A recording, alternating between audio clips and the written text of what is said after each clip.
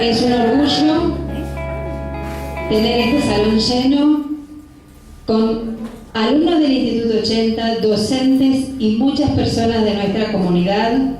Para nosotros es un placer y un honor hoy tener la visita de Julián Wallerstein tratando el tema ética, un tema tan importante para la sociedad argentina, para todos, docentes, profesionales, comunidad en general.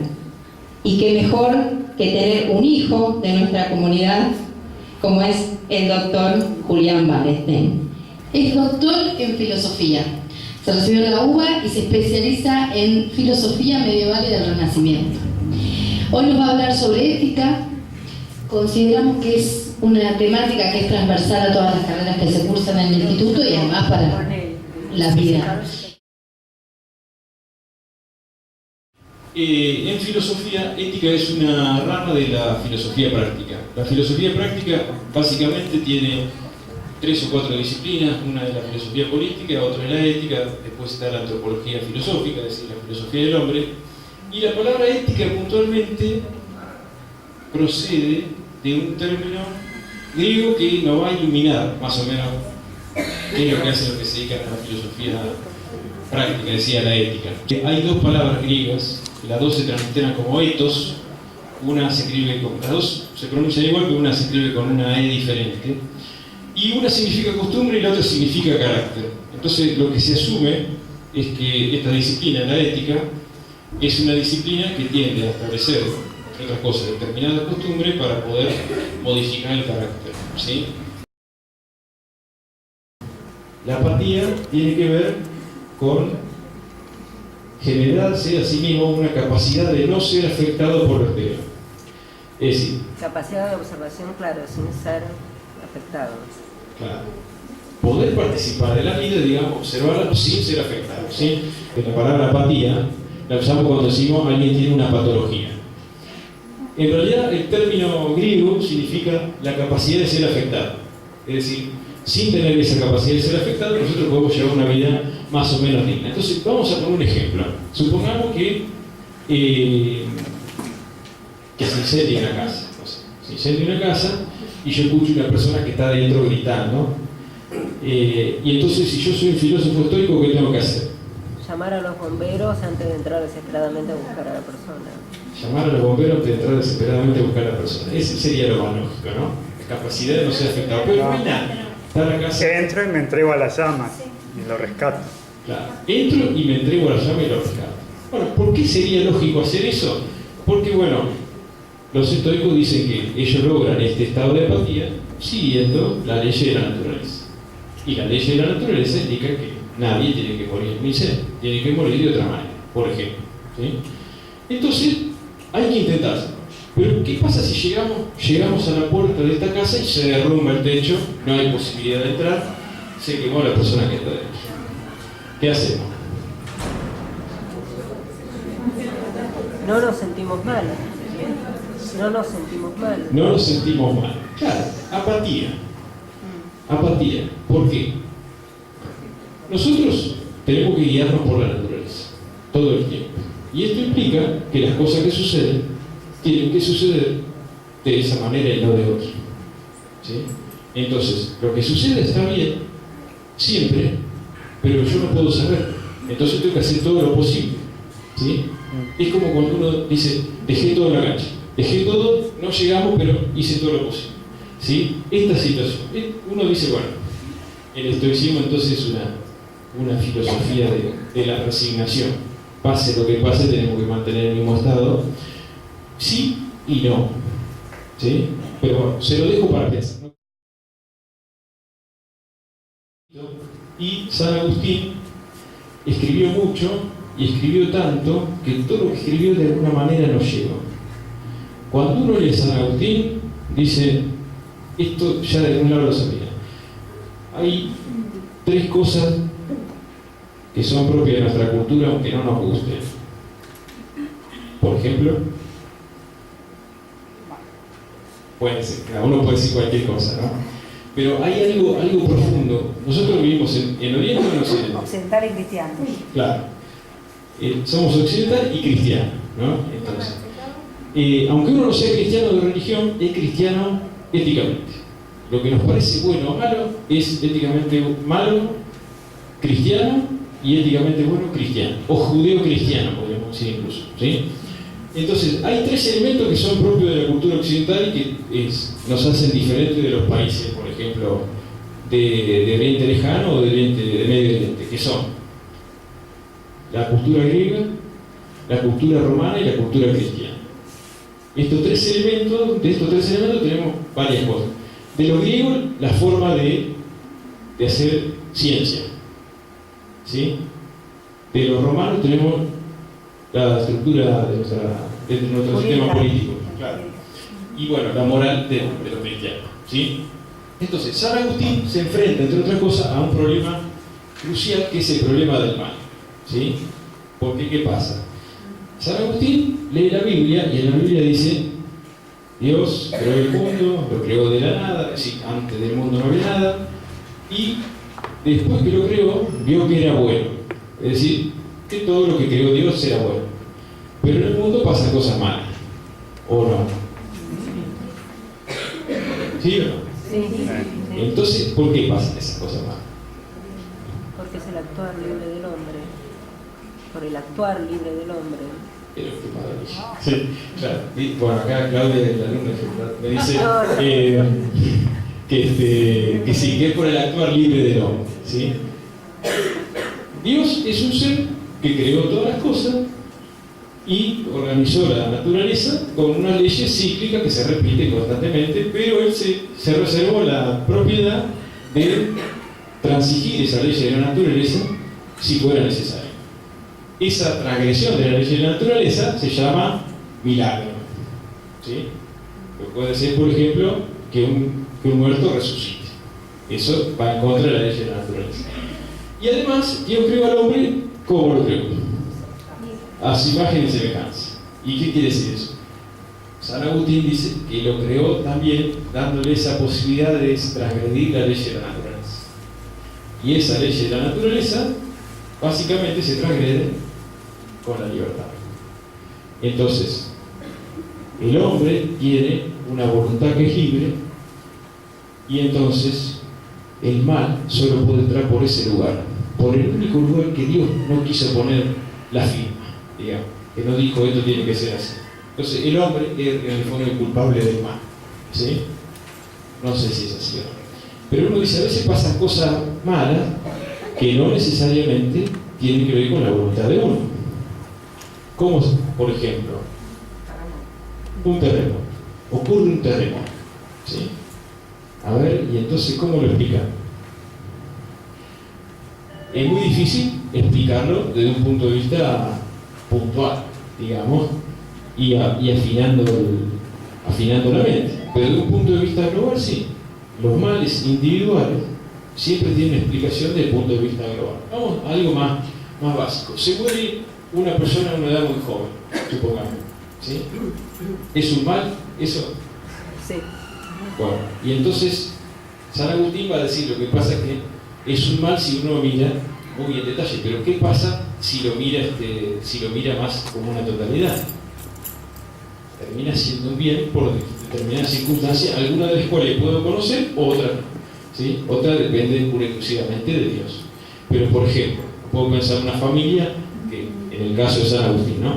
Se está alejando de la religión, por consiguiente se aleja de la salvación, y en cambio la muerte de esta persona muy joven hace que la familia vuelva otra vez a volverse a la religión y que logre finalmente la salvación eterna, ¿sí?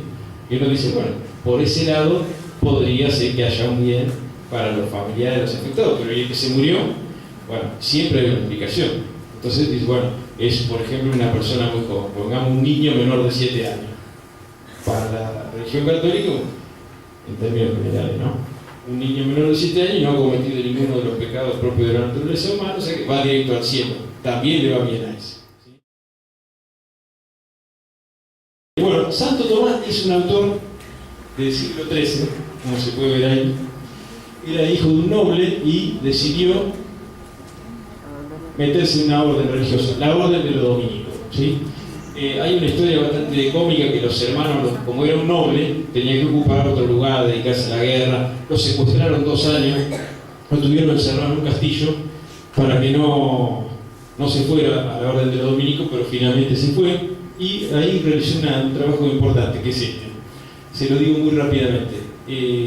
Hizo una relación entre Aristóteles y el cristianismo. Antes de Tomás de Aquino eso no existe. Aristóteles era un pagano y el cristianismo era una religión que no tenía nada que ver con el paganismo, ¿sí?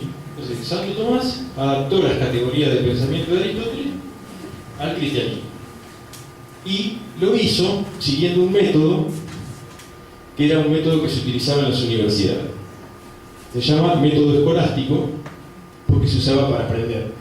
Era un método donde básicamente se podía discutir todo.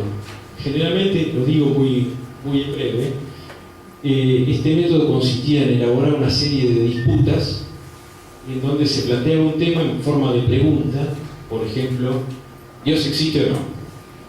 Y después se escribía, se ponían las autoridades a favor, es decir, autoridades son autores anteriores que dijeron algo a favor de la existencia de Dios. Por ejemplo, ¿Dios existe o no? Parece que sí, porque Aristóteles dice en tal libro que tal cosa, San Agustín dice en tal otro cosa, Platón dice en tal otro libro que tal. Contra esto, es decir, contra estas afirmaciones, está la opinión de tantos, y se citan otros autores, ¿sí? Y al final de todo eso, se discute. Esa es la forma básica en la que investigamos hoy nosotros. Es decir, tratando de ver quién dice algo a favor, quién dice algo en contra, y poniendo nuestra propia posición. Eso nace en las universidades, y las universidades nacen en el siglo III, puntualmente en el año 1230, ¿sí? Entonces, utilizando ese método, Tomás de Aquino se convierte en un intelectualista ético. ¿Qué quiere decir esto? ¿Alguien sabe? ¿No? Claudia, ¿no?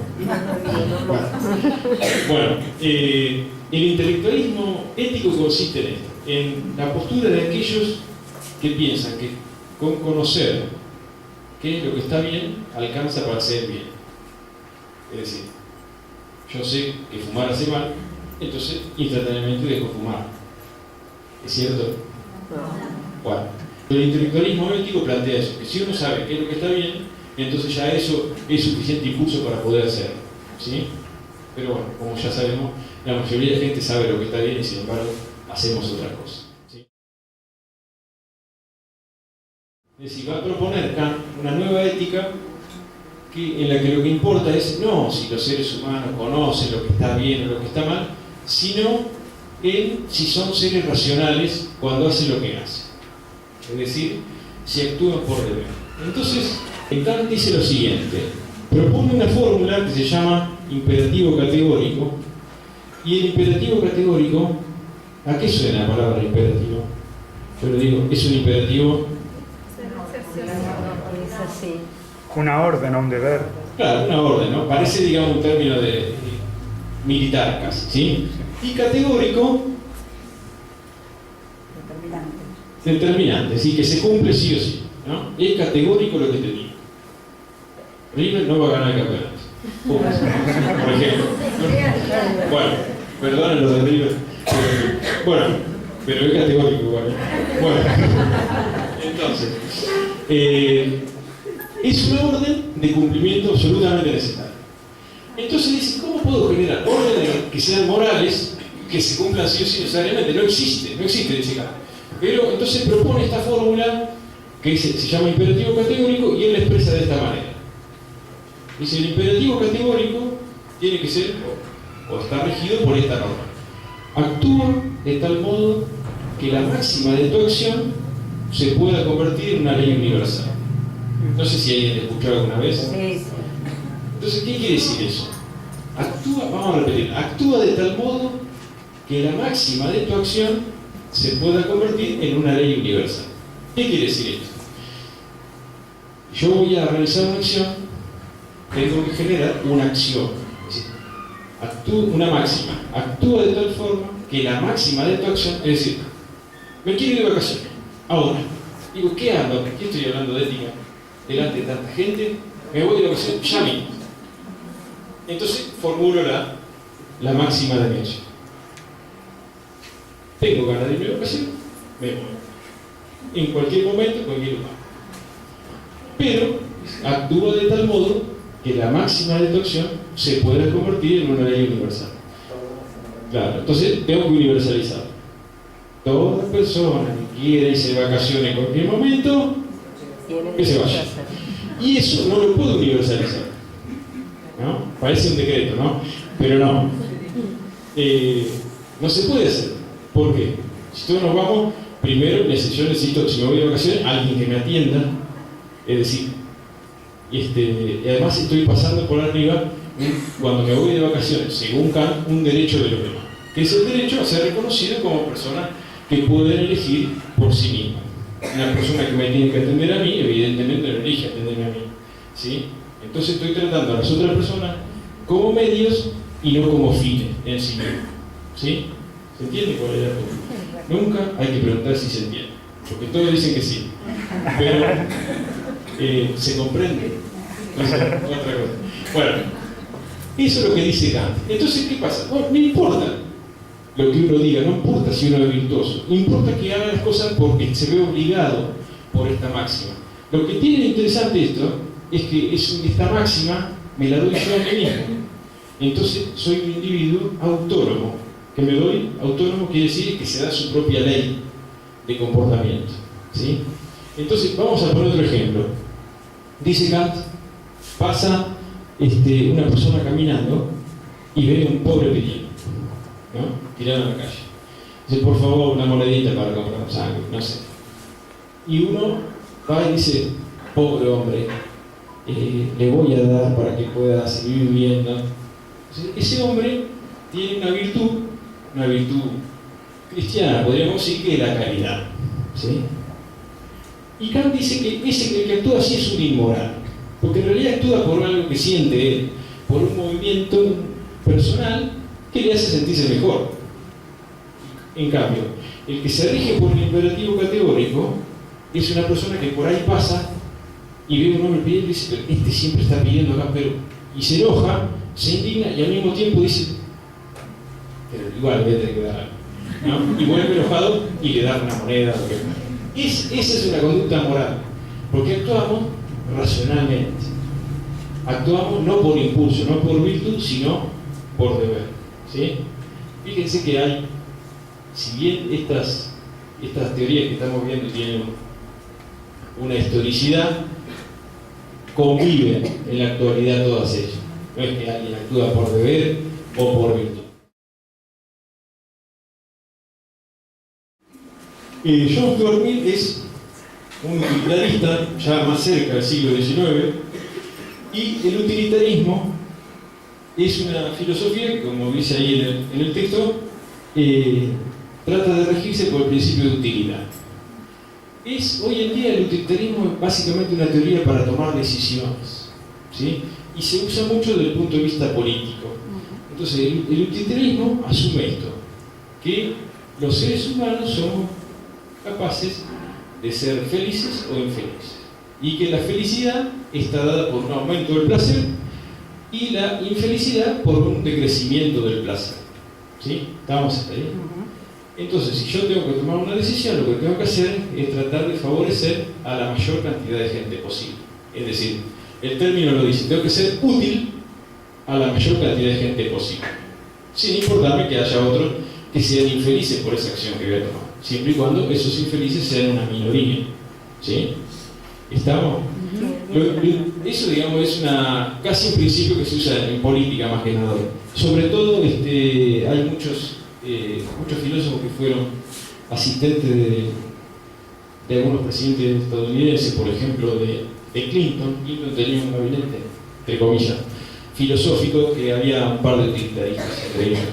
Pero bueno, lo interesante también de esta postura es que si lo único que importa es que aquellos sujetos que caen bajo nuestras decisiones puedan ser felices e infelices, y la felicidad es el aumento del placer y la infelicidad el decrecimiento del placer, entonces los animales también pueden estar incluidos en esa toma de decisiones, ¿sí?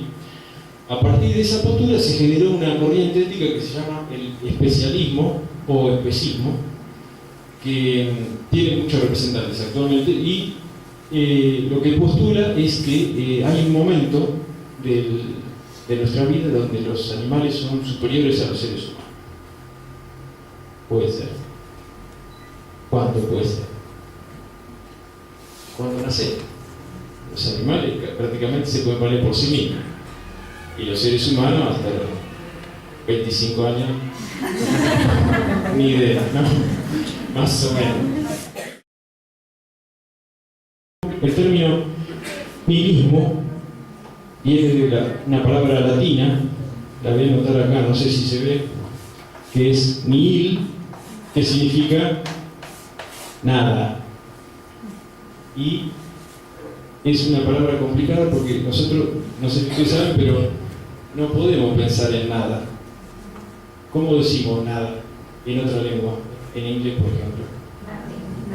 Nothing. O sea, no cosa.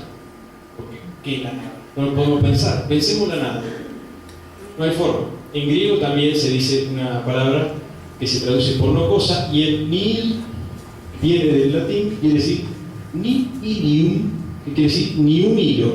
¿Qué es la nada? Es ni siquiera un hilo. Algo menor que un hilo, ¿sí? El nihilismo es una corriente de filosofía y de ética, básicamente, que tiene mucha vigencia todavía, porque si bien Nietzsche, como se puede ver, murió en el año 1900, todo lo que él dijo es algo que iba a pasar. Nietzsche dice algo que no se había atrevido a decir ninguno de los filósofos anteriores, que es esto: Dios ha muerto. ¿Qué quiere decir que Dios ha muerto? Que nuestra base ética no se basa en la religión. Voy a decir que no escuché nada. No, está bien. No. Bueno, sí, en realidad lo que dice Nietzsche es: no hay fundamento. Porque antes, ¿qué pasaba? Incluso Kant, que es un hombre absolutamente racional, dice: cree en la existencia de Dios, entonces lo que está bueno en última instancia es algo que tiene que ver con los designios divinos, y lo que está mal es algo que va en contra, en el fondo, ¿sí? Lo mismo pasa con la verdad. ¿Qué es verdadero o qué es falso? Hoy es difícil de definir, pero siempre se busca un criterio para decir esto es verdadero, esto es falso. El criterio en última instancia terminaba siendo Dios, ¿sí? El fundamento de la verdad, del conocimiento y de la moral. Entonces, al decir Dios ha muerto, lo que quiere decir Nietzsche es no que Dios ha muerto efectivamente, sino que no hay fundamento. Es como si dijeran: hacemos cargo de lo que... Exactamente. En principio, eso va a decir después: hagámonos cargo de que somos nosotros lo que tenemos que decidir. Pero, en principio, claro, dice: bueno, no hay fundamento. No hay fundamento. Entonces, el nihilismo, dice Nietzsche, tiene tres etapas. Una primera etapa es el nihilismo decadente, cuando uno se entera que en todo aquello que había creído no existe. Es decir, yo me regía mi vida de acuerdo con los designios de Dios y qué sé yo, y ahora me entero que ya no existe, que la vida no tiene sentido. En segundo lugar, dice Nietzsche, viene el nihilismo destructivo, que es esa rabia que nos agarra después de darnos cuenta de que todo lo que pensamos que tenía sentido no lo tiene. Entonces empezamos a destruir todo, filosóficamente, ¿no? Esa es una etapa que se llama la de la filosofía con el martillo, como con la idea de ir destruyendo un edificio, ¿sí? Y después viene el nihilismo creativo. Es decir, una vez que destruimos todo, que nos quedamos en la nada, dice Nietzsche, en la nada no podemos vivir, y entonces tenemos que crear nosotros nuestros valores, nuestra forma de vida. Y uno puede decir lo que quiera, pero con una salvedad: que ahora sabe que esos valores no son universales, sino que son inventados, ¿sí? Es como cuando uno puede decir: yo tengo mi propia religión. A ver, pero sabés que es tuya propia, que vos te la inventaste, y en tanto que te la inventaste no se la podés imponer a nadie, ¿sí? Lo único que se exige para que uno no sea un iluso es que después sea coherente con eso que elige. Y eso es lo que dice Nietzsche, ¿sí? Uno tiene que ser un perspectivista. Es una persona que tiene una perspectiva y que la sigue a rajatabla. El que llega a ese lugar, dice Nietzsche, es como un dios. Y ahí le tiramos todo, con lo que había. Pero, ¿qué quiere decir que es como un dios? Que hace lo mismo que hace Dios. Nos da normas de comportamiento, ¿sí? ¿Cuánto lo pueden hacer a eso? No sé. En principio el que quiera, ¿sí? Después del que quiera, el que pueda, ¿sí? Pero bueno, Nietzsche dice que en realidad hay pocos hombres que pueden llegar a eso, ¿sí? Y el que llega, él lo llama un superhombre, ¿sí? La ética en la actualidad tiene muchas vertientes, muchas variantes. Se asume básicamente que cada caso se tiene que discutir individualmente. Por ejemplo, ¿dónde funciona el comité de ética? ¿Cuál fue la pregunta? Los comités de ética, ¿dónde funcionan? Puede ser en un gabinete político, en un hospital. Sí, acá en Argentina no hay tanto, ¿no? Pero en muchos otros lugares hay. Que incluso en Estados Unidos, por ejemplo... Para los jueces. Bueno, claro. De ética, en realidad, debería haber un comité de ética de cada profesión. Lo que pasa es que todas las profesiones no tienen código de ética, ¿no? Además, en algunos es más necesario que en otros. Así que todos los códigos de ética asumen o suponen la Declaración Universal de los Derechos Humanos, que fue redactada y firmada ¿cuándo? 10 de diciembre de 1940. Se reunieron 10 representantes de, supuestamente, de todas partes del mundo, 2 de Rusia, es decir, de Rusia no, de la Unión Soviética, 2 de China, 1 de Estados Unidos, que era la esposa del presidente Roosevelt, un representante de Latinoamérica, y son más de 30 los países firmantes que se comprometen a qué cosa. Si uno firma una declaración de derechos, ¿qué se compromete? A respetar, en principio, ¿sí? Pero, he aquí que se respeta, igual hay 270 países.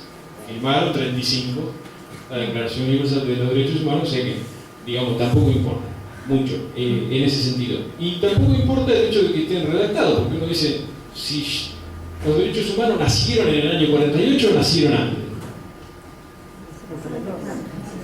Y nacieron con los seres humanos, pero ¿para qué hubo que redactarlo en el año 48? Claro, para recordar, ¿no? En principio porque después de la Segunda Guerra Mundial, con las atrocidades que ocurrieron en todos lados, de Japón, Alemania y lo que a ustedes se les ocurra, incluso de parte de Estados Unidos, ¿no? Que terminó la guerra creando bombas atómicas, entonces había que firmar la Declaración Universal de Derechos Humanos. ¿Para qué sirve? Si uno desde el punto de vista cultural, uno podría decir, sirve simplemente para tenerlo como referencia. Porque ¿qué es lo que dice? Que cada ser humano tiene que ser respetado en su dignidad, por ejemplo. Que el respeto por la dignidad del ser humano es el fundamento de la paz entre las naciones. Es decir, todas las cosas que no había. Ahora, la pregunta es, una vez que se firmó la Declaración de los Derechos Humanos, ¿qué pasa después? ¿Se violan o no se violan los derechos humanos? En todos lados y totalmente. Hubo genocidios, otros genocidios más allá de los más conocidos durante el siglo XX. ¿Cuáles son primero los más conocidos? Claro, el de Armenia y el judío, digamos. Después de eso, ¿hubo o no hubo genocidio? Sigue habiendo. Y quizá ahora está ocurriendo uno que no sabemos. Pero bueno, en conclusión, la ética es algo sobre lo que todo el tiempo tenemos que hablar, discutir, y no a todos los niveles. Uno puede hablar en cuestiones básicas y generales de la ética cotidiana, y podemos incluso llegar a pensar qué sentido tiene hablar de la ética a nivel filosófico, o tratando de buscar algunas regularidades universales a partir de las cuales regirnos, pero es algo que tiene solo una respuesta en el hacer.